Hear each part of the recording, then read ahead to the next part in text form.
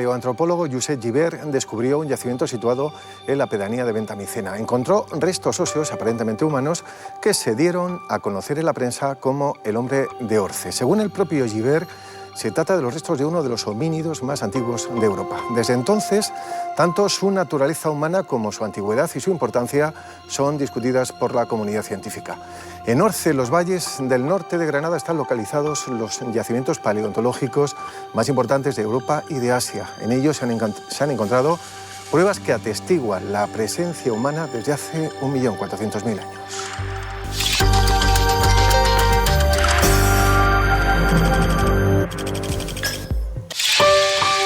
Saludos, ¿qué tal están? Sean bienvenidos. Estos son algunos asuntos de los que hablaremos hoy en La Memoria. El escenario de Orce es único para la interpretación de la actuación de los primeros colonizadores humanos del continente europeo y de la fauna animal del Plioceno y el Cuaternario. En este lugar de las Sierras de Granada están localizados los yacimientos paleontológicos más importantes de Europa y Asia. Los científicos calculan que la geoda gigante de Pulpí, en Almería, se formó hace 5 o 6 millones de años. A causa de la llamada crisis salina mesiniense, el Mediterráneo perdió la conexión con el mar Atlántico y se evaporó, dejando grandes depósitos salinos en la costa. La historia se reescribe día a día con nuevos hallazgos y descubrimientos. En la bahía de Málaga, a 3,9 millas náuticas del puerto del Candado, sumergido a 68 metros de profundidad, reposan los restos del submarino republicano C3, hundido por los nazis el 12 de diciembre de 1936. Francesc Boix luchó en el ejército republicano en la Guerra Civil. Tuvo que exiliarse en Francia. Prisionero del ejército nazi, trabajó para el servicio fotográfico alemán. Este empleo le permitió fotografiar la vida en el campo de concentración de Mauthausen, en Austria. Murió durante la epidemia de peste del año 1649 en la ciudad de Sevilla. Juan Martínez Montañés fue maestro, escultor y arquitecto de retablos, un artista esencial en la transición entre el Renacimiento y el Barroco. La colección Quiroga Monte es una de las mejores y más completas colecciones privadas sobre el juguete, la muñeca y la cultura infantil. En España, la primera fábrica dedicada a la producción de juguetes en hojalata data del año 1870.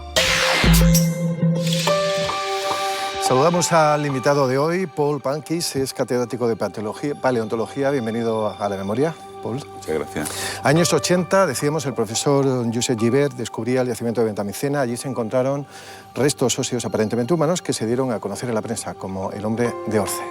Sí, el hallazgo fue sorprendente, sobre todo teniendo en cuenta la cronología de este yacimiento. Todo el mundo tuvo claro desde un principio que la fauna conservada en este yacimiento, que es único a nivel de todas las riberas circunmediterráneas. Para comparar Ventamicena tendríamos que irnos a la garganta de Olduvai, en Tanzania, y ahí podríamos encontrar algo lejanamente parecido. Por eso se le llama el Olduvai del sur de Europa, precisamente al altiplano granadino. Como digo, estuvo claro de un principio la cronología, que era muy antigua, y ahí Gibert sí acertó en el cambio de cronología para la primera dispersión humana fuera de África, que hasta ese momento se pensaba que era mucho más reciente, pero donde, digamos, se equivocó fue en atribuirle la humanidad a un fragmento craneal que desgraciadamente tiene muy poca resolución anatómica. Y eso, digamos, que generó, sobre todo porque dos de los codescubridores, Agustín Moya Solá, se retractaron y emitieron la hipótesis de que podría pertenecer al cráneo de un gran mamífero, como un caballo. Pues eso generó, digamos, una gran polémica y, desgraciadamente, frenó el desarrollo de la investigación en el yacimiento durante décadas. Orce posee dos valores singulares desde el punto de vista del patrimonio geológico. El primero es la información paleontológica rica y diversa sobre el ecosistema de mamíferos en el Pleistoceno. El segundo valor, Paul, es que tiene que ver con nuestros ancestros más lejanos. Sí. Concretamente, cuando hablamos de dispersión humana, hay que tener en cuenta que nosotros no somos descendientes directos de estos primeros homininos, estos primeros pobladores del continente europeo. En realidad se han producido un mínimo de 3 grandes dispersiones en el curso de la historia. La más antigua sería esta, que está documentada hace aproximadamente 1.800.000 años en el Cáucaso, un yacimiento en Georgia que se llama Dmanisi, que es clave para interpretar quiénes eran estos homininos. Esos mismos representantes los encontramos registrados casi un medio millón de años después aquí, los yacimientos de Barranco León y Fuente Nueva, que citaba anteriormente en Orce, con cronologías próximas al 1.400.000 años. Un poquito más recientemente, la cima del elefante en Atapuerca, en torno a 1.200.000, 1.250.000 años. Pero esas poblaciones no tienen continuidad temporal con lo que acontece luego ya más avanzado el Pleistoceno. Hay una nueva dispersión, quizá en torno a 600, 700.000 años. Ahí llegan lo que conocemos luego en el registro como Homo heidelbergensis, que tenemos muy bien representado en cronologías más modernas, por ejemplo, la cima de los huesos de Atapuerca, donde ya con propiedad podemos hablar de neandertales, y finalmente hay una última dispersión, muchísimo más reciente, en torno a hace unos 45, 40.000 años, que es la que llegan los cromañones, los humanos anatómicamente modernos, y esos sí son nuestros antepasados directos. Patrimonialmente, toda la cuenca de Guadix-Baza en Granada, Paul, es extraordinariamente rica en afloramientos paleontológicos. La configuración actual de estas tierras contrasta profundamente con la que tuvo hace más de 1 millón de años. Entonces estaba cubierta por amplios lagos y pantanos, por zonas extensas de agua, en entorno en el que habitaban además diferentes especies de mamíferos. Sí, si hiciéramos un viaje al pasado, que es lo que nos permite la paleontología en este caso, pues nos sorprenderíamos viendo que lo que hoy día es un secarral del altiplano granadino, donde la pluviometría, las precipitaciones son muy escasas, en torno a 300, 350 mililitros anuales, era algo completamente diferente en aquella época. Sabemos que llovía más, y lo sabemos indirectamente por metodologías como, por ejemplo, la biogeoquímica isotópica. ¿En qué consiste esto?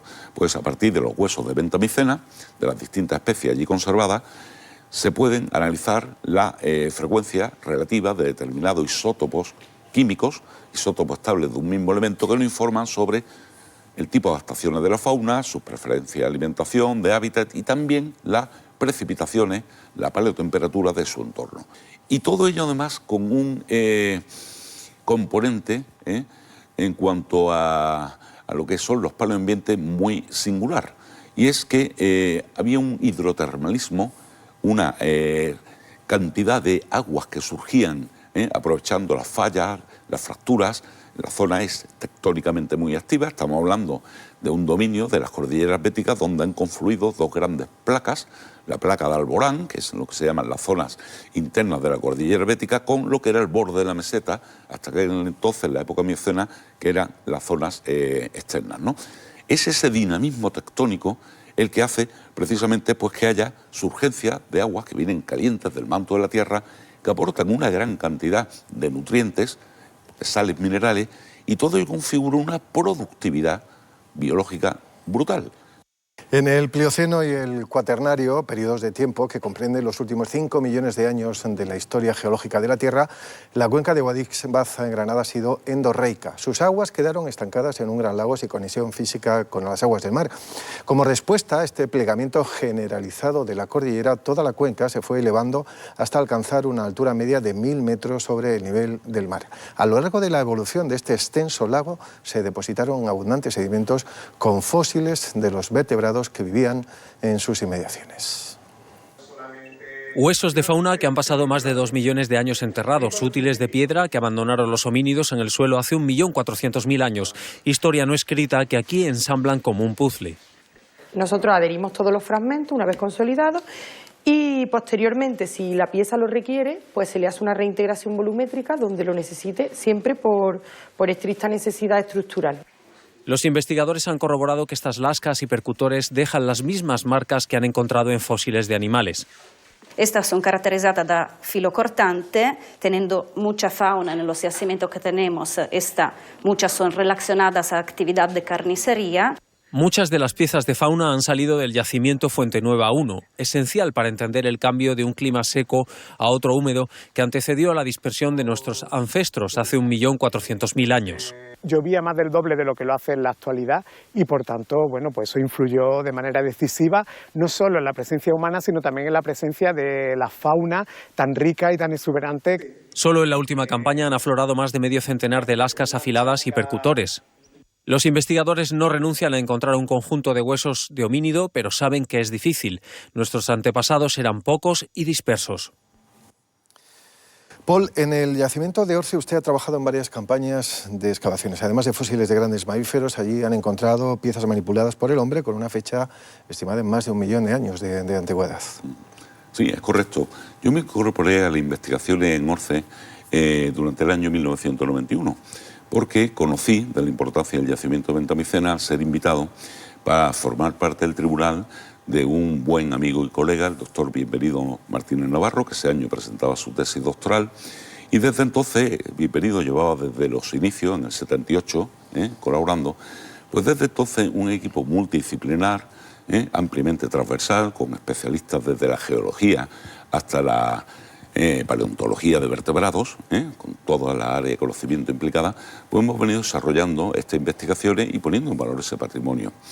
¿Qué ocurrió? Pues que en el año 2016 nos enteramos de que la Consejería de Cultura, gobernada por la anterior administración, había decidido unilateralmente pues, revocar ese proyecto que terminaba ese año y no renovarlo a nuestro equipo, sino dárselo a uno de los miembros del equipo que, bueno, hasta aquel momento se había mantenido bastante solapado, y que sacó la patita en aquel entonces, ¿no?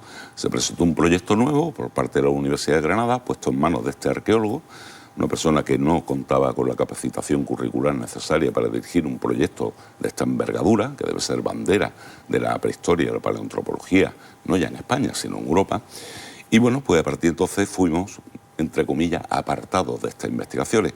Obviamente ello se ha traducido en que los resultados de las investigaciones se han resentido en gran medida, puesto que el equipo actual no tiene esa capacidad de desarrollar temas tan punteros como los que llevábamos. Pese a ello, hemos seguido trabajando.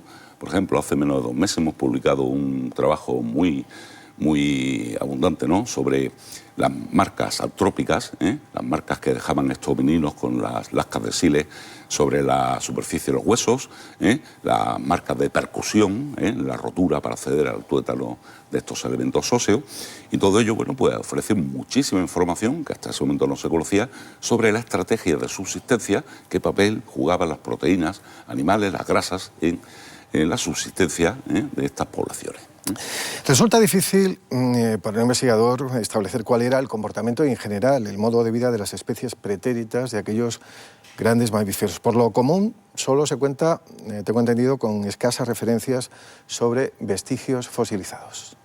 Tenemos la gran suerte de que no solo están los restos esqueléticos de esta especie, sino que también tenemos las marcas de actividad, no solo de los homínidos, también de los grandes carnívoros, muy en particular las hienas gigantes caricortas.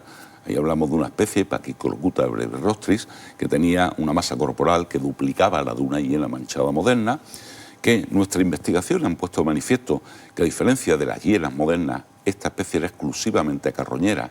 Y ya le digo, esas huellas son las que en un trabajo detectivesco el paleontólogo va desentrañando su significado, poniendo orden y desentrañando, en definitiva, toda la historia que hay detrás.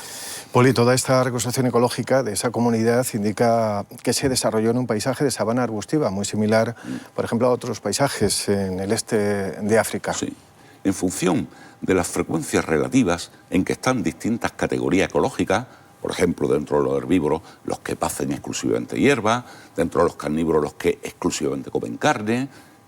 En función de esas frecuencias, comparando, vimos no solo que era posible discriminar los distintos tipos de comunidades modernas, incluso comparando las africanas con las asiáticas, que no tienen mucha especie en común, sino que además, y esto es lo interesante, ver comunidades ya extintas como la del Pleistoceno inferior de Ventamicena, que se parecían más. Y el resultado fue efectivamente ese, ¿no?, una sabana ligeramente arbolada, con parches de vegetación arbustiva, algo muy parecido a lo que sería el Parque Nacional del Serengeti hoy día.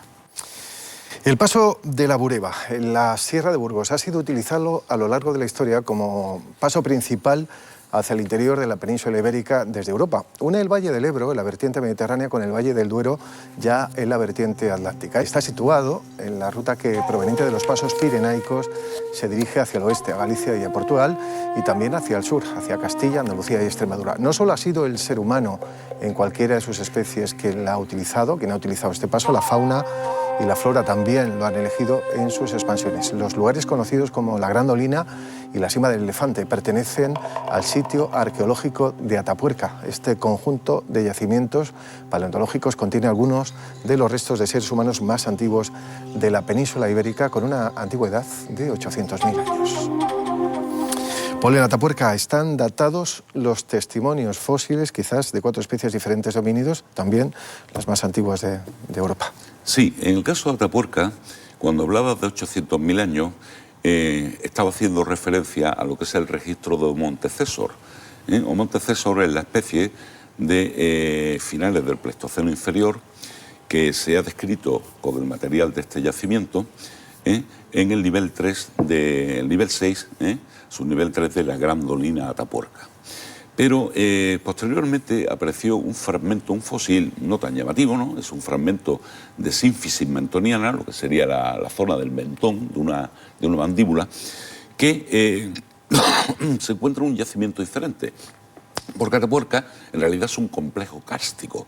Ahí hay multitud de yacimientos que abarcan varios millones de años en cronología, ¿no? Entonces, en este caso es la Sima del Elefante y hacía referencia antes al yacimiento porque se ha datado por núclidos, por aminoácidos cosmogénicos en 1.220.000 años atrás su cronología. Luego estaríamos hablando de una fecha más próxima a la de Orce.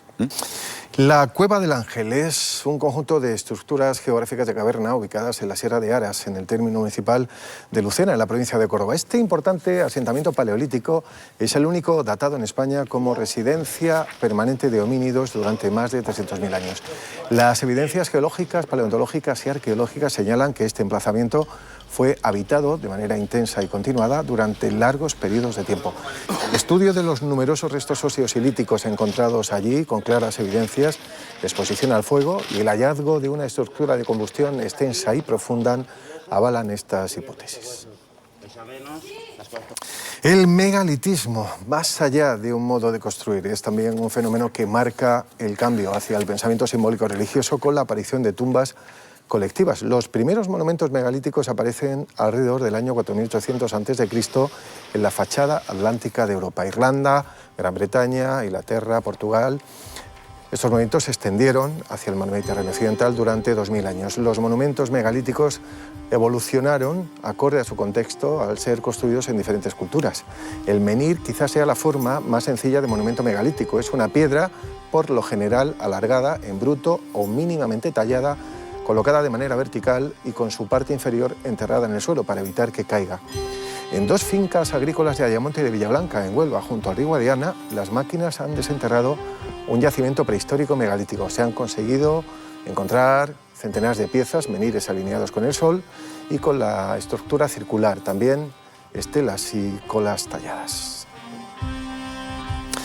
El proceso constructivo de un megalito comenzaba en la cantera, con la extracción de grandes bloques de piedra. De allí se transportaban sobre troncos y ramas hasta el lugar elegido para levantar estas tumbas. Grandes monumentos megalíticos se hallan diseminados por una buena parte de Europa occidental, pero los focos más importantes se encuentran en Bretaña, en el sur de Inglaterra e Irlanda, y en el sur de España y Portugal.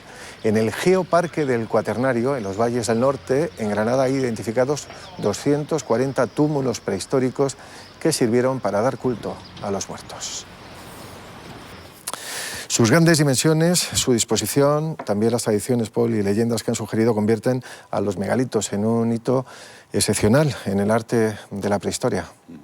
Por ejemplo, si pensamos en la isla de Pascua realmente fue deforestada básicamente para poder, con los troncos, ir transportando los moais. O sea, no fue deforestada por cuestiones de explotación agrícola u otras razones, ¿no? No es un impacto antrópico tan previsible como el de sostenimiento de las poblaciones humanas, sino la cuestión de estos ritos funerarios y de todo lo que conllevan, ¿no?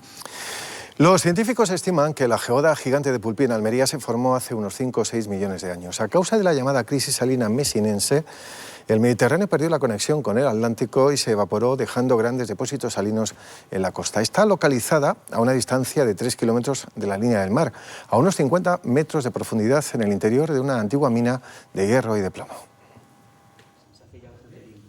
La geoda de Pulpí se consideraba la segunda más grande del mundo, pero las investigaciones publicadas en la revista Geology sobre su formación la convierten en única. Lejos de lo que se pensaba, los cristales de yeso se formaron a una temperatura de 20 grados, mucho menos de lo que se creía. Han determinado por primera vez la temperatura a la que se formó, que al parecer fue 20 grados. Nosotros pensamos que probablemente era más alta esta temperatura, en torno a 45-50, pero bueno, ya han determinado que se trata de 20 grados. Y también se ha hecho el primer intento de obtener una edad. Ellos han obtenido que la geoda es anterior a 60.000 años. Además, los investigadores apuntan que los cristales crecieron lentamente después de la desecación del Mediterráneo, lo que ocurrió hace casi 6 millones de años. Localizados casi 5.000 expedientes de consejos de guerra franquistas datados entre los años 1937 y 1940. Corresponden a la provincia de Cádiz. Estaban ocultos en los archivos del Tribunal Militar en Sevilla. 4.668, solo es una cifra, pero también 4.668 familias destruidas, 4.668 consejos de guerra, a otros tantos gaditanos de toda la provincia. Los expedientes han estado ocultos en el Tribunal Militar II de Sevilla hasta que la Diputación Provincial los ha rescatado con dos objetivos. Crear una base de datos actualizada que esté abierta a que todos los investigadores puedan realizar su tarea, su trabajo, y también para que todas las familias de los represaliados puedan conocer cuáles eran esos falsos argumentos que tenían el régimen franquista para castigar. Porque esos expedientes terminaron así, en fusilamientos sumarísimos. En ellos hay historias de desertores y opositores, de huidas, detenciones, cárceles. Hablamos de los gaditanos que pasaron por los consejos de guerra franquistas entre 1937 y 1940. Las asociaciones memorialistas celebran el hallazgo. La verdad solamente se puede saber desenterrando, sacando, desempolvando los documentos que todavía en cuarteles, en archivos militares se encuentran. Así pues, el puzzle histórico de la provincia tiene 4.668 nuevas piezas. La imagen final de lo que fue la guerra civil y la posterior represión está más cerca. La guerra civil en España fue utilizada como campo de pruebas por la Luftwaffe alemana y por la Aviazione de Italia para bombardear durante la Segunda Guerra Mundial. La contienda militar española demostró al mundo entonces el mortífero poder que había alcanzado ya la aviación. Las ciudades se convirtieron en objetivos militares. En la tarde del 1 de abril de 1937 cayeron sobre Jaén 70 bombas que acabaron con la vida de 157 personas, 64 de ellas menores de edad. Fue la respuesta de Queipo de Llano a un ataque republicano sobre Córdoba. Bastó una sola pasada letal sobre la ciudad de 6 bombarderos Junkers pilotados por españoles para dejar aquí más muertos que en el célebre ataque sobre Guernica. El miedo hizo que tanto instituciones como particulares empezaran a construir refugios antiaéreos en Jaén. La Legión Cóndor viene hasta Jaén y sueltan más de 70 bombas en la ciudad de Jaén, un lugar en la que apenas había población militar, había población civil principalmente, no había cuartelamientos, no era frente de batalla en ese mismo momento y fue una auténtica masacre. El proyecto del Instituto de Estudios Jienenses, impulsado por la Universidad de Jaén, ya ha dado los primeros pasos para delimitar refugios en 4 plazas del centro: San Ildefonso, Pósito, La Merced y Cruz Rueda. Y hay un refugio abierto al público con visitas guiadas en la Plaza de Santiago. Tiene capacidad para 1.040 personas. Este proyecto pretende preservar el patrimonio ante futuras actuaciones urbanísticas y recuperarlo para los jienenses. El ataque a esta ciudad, a Jaén, se realizó por sorpresa. No era una ciudad, como acabamos de escuchar, en clave militar destacado. Este golpe inesperado se produjo días antes del famoso bombardeo de la ciudad de Guernica. Sembrar el pánico y la destrucción eran el objetivo principal en aquellos días de los aviones bombarderos. Ciertamente, el bombardeo de poblaciones sin un claro valor militar, situada bien distante en la retaguardia de lo que era el frente de combate, pues se usaba como un primer ensayo de ver los efectos disuasorios que tendría sobre la población civil, ¿no? Los efectos psicológicos de estos bombardeos. Pero también hay que decir que no solo lo utilizaron las tropas franquistas con el apoyo de la aviación alemana e italiana. Igualmente los republicanos bombardearon cada vez que podían con el apoyo de la aviación soviética. La Alemania nazi había diseñado un plan, por entonces la Operación Félix, para tomar Gibraltar durante los años de la Segunda Guerra Mundial. Un plan que fue programado para el 10 de enero del año 1941, pero que finalmente no pudo ser ejecutado. Exacto. Realmente a Alemania le salió muy mal la guerra en España. En primer lugar, la aviación a la que se enfrentó la Luftwaffe, esa aviación soviética, los chatos, los ratas, que era como los llamaban popularmente a sus aviones, eran mucho menos operativos, tanto en velocidad, en capacidad de transporte de proyectiles, en maniobrabilidad. Entonces los aviones alemanes, los bombarderos Heinkel, que por ejemplo ya se utilizaron aquí, y fue esto la antesala de la batalla en Inglaterra, pues se encontraban con que no necesitaban escolta aérea, eran más rápidos que los cazas republicanos que mandaban contra ellos. Y en el caso de Gibraltar es muy curioso, ¿no? Porque efectivamente destinaron unas baterías de largo alcance, era uno de los objetivos de Franco, la toma del Peñón, una reivindicación histórica española, y a Hitler sí le interesaba, porque aunque Franco no hubiese entrado en la guerra decantándose claramente, Franco era muy prudente, ¿no? Por el bando de los alemanes y su aliado italiano, pero sí que le interesaba a Hitler cerrar el estrecho de Gibraltar, convertir el Mediterráneo en un mar interior y tener garantizado el suministro de sus tropas del norte de África, y todo eso lo perdió precisamente por no tomar Gibraltar. Antesala de la Segunda Guerra Mundial, la Guerra Civil en España demostró al mundo el mortífero poder que había alcanzado la aviación. Las ciudades se convirtieron en objetivo militar prioritario. El bombardeo de Guernica en el País Vasco el 26 de abril de 1937 fue tal vez la primera incursión de los ejércitos de Alemania e Italia en favor de las tropas sublevadas lideradas por el general Franco. Pero antes de ese bombardeo hay otro episodio. Está datado en diciembre del año 36 en el sur, en Andalucía. En la bahía de Málaga, 3,9 millas náuticas del puerto del Candado, sumergido a 68 metros de profundidad, reposan los restos del submarino republicano C3, que hundieron los barcos del ejército alemán. 37 marineros del ejército de la República Española perecieron en el hundimiento de este submarino. Sus restos fueron localizados mucho tiempo después, a 69 metros de profundidad. Están señaladas las coordenadas exactas donde está hundido el C3, que en cierto modo se convirtió en un féretro metálico de un montón de almas. Fue Antonio Checa quien descubrió el lugar exacto en el que se produjo el hundimiento, después de que un submarino alemán lo torpedeara. Eran niños de 20 a 30 años que están ahí, y que la última misión que tuvieron de la costa fue la de la Cala del Moral. Estaban pues cumpliendo con su deber y con su obligación, que era defender a la República, al bando que ellos decidieron defender en esa fratricida guerra civil que tuvimos en España, y que ojalá eso no vuelva a ocurrir nunca. Una placa en el paseo marítimo de la Cala del Moral, en Rincón de la Victoria, recuerda este trágico episodio bélico de la contienda civil española. El hundimiento de este submarino, Paul, es la historia tal vez del primer ataque nazi en la guerra civil.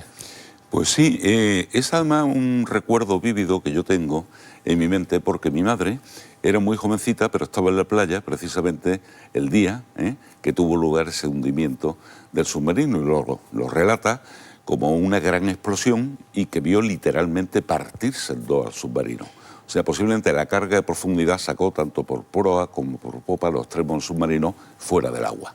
En estos años de la guerra civil y después ya en la posguerra, casi 500.000 de ciudadanos, soldados y civiles pertenecientes a las más variadas condiciones sociales e ideologías huyeron de nuestro país, de España, después de la instauración de la dictadura militar. Expertos e historiadores han rememorado en la ciudad de Córdoba este episodio de la historia de España. 500.000 de personas tuvieron que huir de España durante la Guerra Civil y la dictadura franquista. Muchos escritores, pintores, políticos y también ciudadanos anónimos que ahora se quieren rescatar del olvido cuando se cumplen 80 años del fin de la contienda. Los exiliados se fueron a países como Francia, Marruecos, Argentina o México.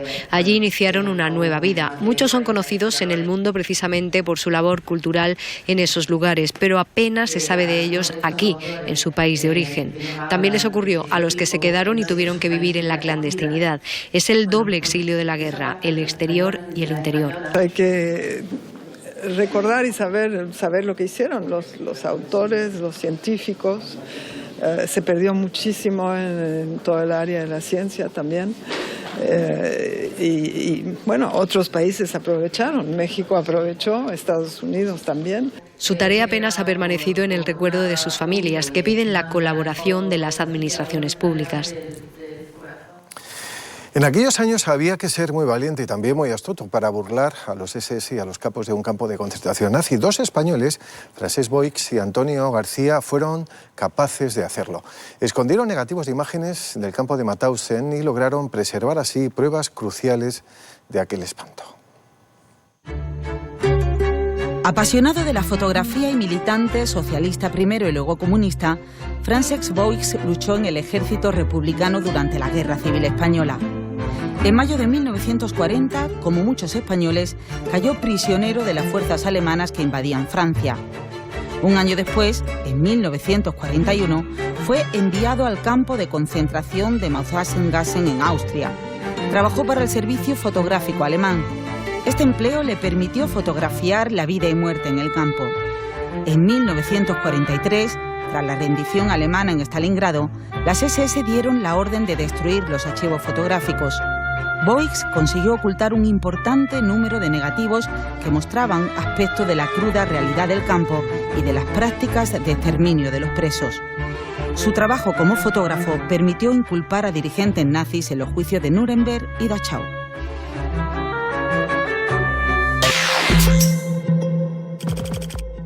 El primer libro de Federico García Lorca, Impresiones y Paisajes, fue publicado en el año 1918. Tuvo tan malas ventas que el poeta decidió quemar todos los ejemplares que pudo y además solo le sobrevivieron una decena, uno de los cuales ahora se ha subastado en la ciudad de Londres. El libro pertenecía a un descendiente del poeta, Impresiones y Paisajes, que tiene una portada realizada por Ismael González de la Serna, amigo del poeta. Es el único relato en prosa escrito por García Lorca. Se publicó gracias a la financiación del padre del autor, que en aquel entonces tenía tan solo 20 años.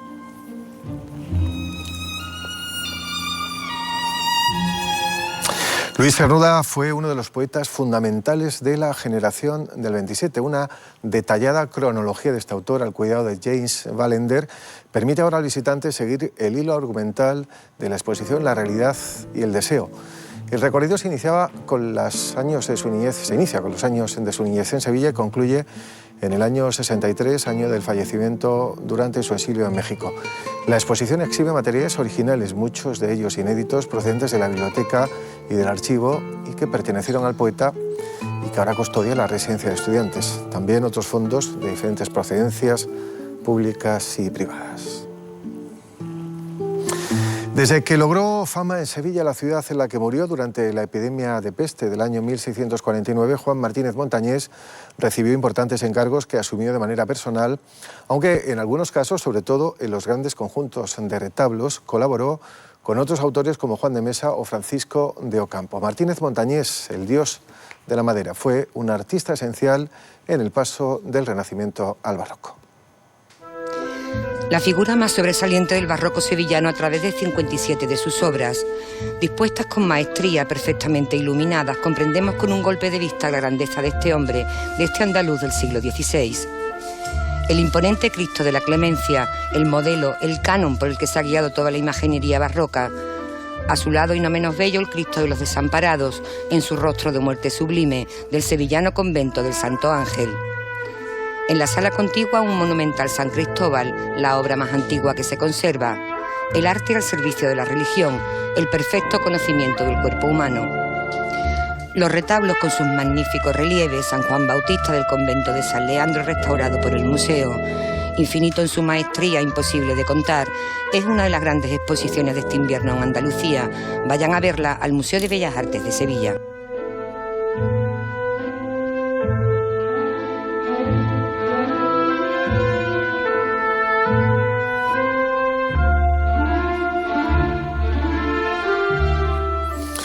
Esta exposición propone una nueva mirada sobre Martínez Montañés como un creador único y sublime que hizo cumbre en el arte de su tiempo.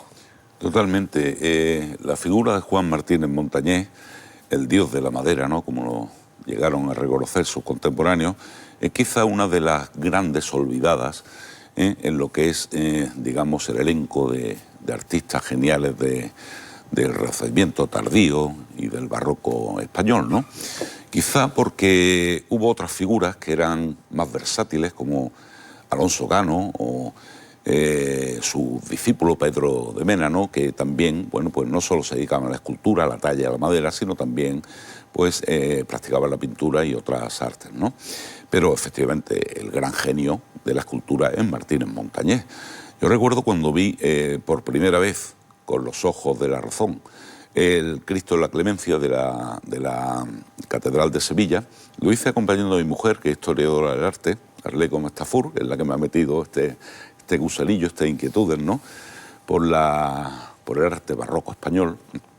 Recuerdo que cuando lo vi la primera vez, pues nos lo explicaba un catedrático de Historia del Arte de la Universidad de Málaga, muy bueno, Juan Antonio Sánchez, y nos hablaba de esa obra como posiblemente una de las 3 obras cumbres del arte universal, ¿no? O sea, es muy difícil encontrar algo con esa gracia que tiene ese Cristo, que además, recordemos que lo que es la encarnación, ¿no?, la policromía, está hecha nada más y nada menos que por Francisco Pacheco, el suegro de Velázquez, el pintor, ¿no? Y digo, es muy difícil encontrar. Habría que irse a la Galería Borghese en Roma y ver algunas de las obras maestras de Bernini para encontrar algo que pueda competir, salvando todas las distancias de que Martínez Montañés es, digamos, todavía una escultura más hierática, más renacentista, ¿no? No es el movimiento del barroco italiano de Bernini, ¿no?, en obras como Apolo y Dafne o El rastro de Proserpina. Quizá ahí habría que irse a Juan de Mesa, el discípulo de Martínez Montañés, para encontrar ese movimiento, ¿no?, del barroco italiano. En noviembre del año 1819 abría el Museo del Prado, con fondos procedentes de las colecciones reales. Unos meses antes, en febrero, Francisco de Goya y Lucientes había adquirido la Quinta del Sordo, un caserón muy cercano en la orilla del Manzanares. En verano comenzó a pintar en las paredes los murales que se conocen como las pinturas negras. Hoy el Museo del Prado reúne la mayor colección de este pintor. Es el más representado de los artistas españoles. En 2 siglos el Prado ha pasado de exhibir 300 pinturas de la colección real a ser uno de los museos más visitados del mundo, con más de 7.000 pinturas expuestas. Y para celebrar 200 años de historia, esta exposición que reúne dibujos de Francisco de Goya, por cierto, el mayor artista vivo cuando el Prado abrió sus puertas por primera vez el 19 de noviembre de 1819. Estamos hablando de uno de los mejores dibujantes de la historia de la pintura, representado a una escala grandiosa, más de 300 dibujos de una calidad superlativa. Es una exposición que nunca se ha hecho antes, nunca se va a hacer en el futuro. 300 dibujos que son además una mirada crítica de la sociedad, desde la soberbia de los poderosos hasta la crueldad del hombre hacia el hombre. Francisco de Goya retrató en sus obras la esencia del ser humano. Hablamos de la violencia contra la mujer, de la condición de la mujer, hablamos de la situación de los jubilados, bueno, pues aquí vemos la vejez, hablamos de el control de las redes sociales, bueno, pues aquí vemos cómo las multitudes son manipuladas. Ver estas obras procedentes de fondos del museo y de colecciones públicas y privadas de todo el mundo es hacer un recorrido por los grandes temas que estuvieron presentes en la vida de Francisco de Goya. Paul Goya es un pintor profundo, contemporáneo, corrosivo. A través de su obra se avista otro perfil de ese pintor, el de un pensador que saca a la luz todo lo que está oculto bajo las alfombras de la sociedad. Pues sí, la verdad es que Goya es un adelantado en muchos aspectos a su época, la época de la Ilustración. Y la verdad es que la obra de Goya es tan amplia, tiene tantos matices que yo ahí no me voy a atrever a pronunciarme. Yo recomendaría a los televidentes este libro, su libro que se llama Goya, a la sombra de las luces. Está escrito por un filósofo y crítico de arte ruso de nombre impronunciable, Svetan Todorov, Goya a la sombra de las luces, y realmente es la obra indispensable para conocer cuál es la evolución de Goya desde sus cuadernos de dibujos, de sus álbumes, pasando por la serie de grabados, los caprichos o los desastres de la guerra finalmente. Pero sí que me gustaría llamar la atención de que donde Goya para mí se enriquece más es en las comparaciones. Hay una visita obligada que es la ciudad de Toledo y dentro de Toledo su catedral. Pues bien, en la sacristía de la catedral de Toledo hay dos obras definitivas. Una que recibe toda la atención, que es el expolio que realizó el Greco, ese expolio donde Cristo con su túnica roja se escapa literalmente del cuadro, y un expolio al lado de Goya. Hay que ver las caras de los que están sometiendo a vejaciones, están torturando al Cristo, para darse cuenta de esos sentimientos tan profundos que Goya era capaz de hacer aflorar en su pintura. La música, además de la pintura, es una consecuencia de la necesidad del hombre por comunicarse o por expresar sus sentimientos. Incluso antes de que el hombre fabricase instrumentos musicales, ya hacía música cantando, aplaudiendo o golpeando objetos. La antropología ha demostrado la íntima relación entre la especie humana y la música. Plastihistoria es un lúdico y didáctico recorrido por los grandes hitos de la historia universal a través de figuras de plastilina. Desde la prehistoria, donde los huesos de animales sirvieron de primitivas flautas, hasta las discotecas con sus focos móviles. Un recorrido por la historia de la música con una veintena de escenas didácticas a base de figuras de plastilina. Pretende que el visitante se meta en la escena, sea parte de la escena, vea la escena e intente de alguna manera incorporarse a lo que está viendo, ¿no? Es ese cómic, como decía una compañera hace un momento, es un cómic en 3D, es un cómic hecho en plastilina. Cuidadosamente seleccionadas, encontramos escenas de la antigua Roma con la música bélica de la fanfarria interpretada por Aulos y Lituus. De la Edad Media está el canto gregoriano, mientras el laúd o la chirimía reflejan la música de corte del Renacimiento. Bach, Mozart y Beethoven también tienen su sitio en esta muestra y no falta el siglo XX con los mejores momentos de la zarzuela, llamada así porque sus primeras representaciones se hicieron en el Palacio de la Zarzuela de Madrid. Paul, la plastilina, ¿la recordarás? Los juegos sí, con un poco de imaginación y cómo se podía antes disfrutar de las pequeñas cosas. Yo de niño era muy aficionado a la plastilina, y efectivamente aquellos juegos no tienen nada que ver con los de hoy en día. Los juegos de hoy en día son muy interactivos, muy sofisticados, pero yo creo que restan socialización a los chicos, ¿no? Un ejemplo muy pedestre. Yo recuerdo cuando mi hijo, mi sobrino eran jovencitos, un día en casa, que habían venido algunos de sus primos y estaban jugando a un juego y lo estaban haciendo en red, conectado vía internet, como si lo estuvieran haciendo uno en una habitación con un portátil, otro con un ordenador sobremesa en la otra habitación y conectado por la web, como si estuviera uno en España y otro en China. El grado de autismo social que han traído las nuevas tecnologías en el mundo de la infancia, de los juegos, de las habilidades relacionales, yo creo que no hemos terminado de valorarlo, pero es una pena que se haya perdido efectivamente ese juguete tradicional que despertaba realmente la imaginación del niño y que lo hacía participar, ¿no? ¿Y los juguetes antiguos? Paul, ¿conoce la colección Quirogamonte? No he tenido el gusto de verla. Son juguetes españoles del siglo XIX y la primera mitad del siglo XX que componen una colección que está itinerando ahora por diferentes centros culturales de España. Gracias, Paul Palkis, por estos minutos de charla que hemos compartido en La Memoria. Ha sido un verdadero placer. Y vamos con esa colección de juguetes, la colección Quirogamontes. Como decía, Paul es una de las mejores, también de las más completas colecciones privadas sobre el juguete, la muñeca y la cultura infantil de origen español. Esta muestra comienza en 1870, un año en el que se funda la fábrica de Jorge Reis en Barcelona, dedicada a la producción de juguetes de hojalata. Y finaliza en 1979, año en el que comenzó a comercializarse el cine Exim. Entre tanto, un largo recorrido de casi 100 años de coches y de aviones de hojalata, trenes eléctricos, muñecas como Mariquita Pérez, El Mecano de 1934, los primeros Juegos Reunidos, los Juegos Reunidos Hyper de 1955, el Scalestrix o el muñeco Madelman, nacido en 1970. En fin, es una exposición que invita a regresar a la infancia, esa época en la que todo niño, con un simple juguete y con mucha imaginación, construía un mundo nuevo. Termina la memoria con un pensamiento hoy del escritor ruso Fyodor Dostoyevsky. Es mejor el hombre que confiesa francamente su ignorancia que aquel que la finge con hipocresía. A todos, feliz semana. Adiós.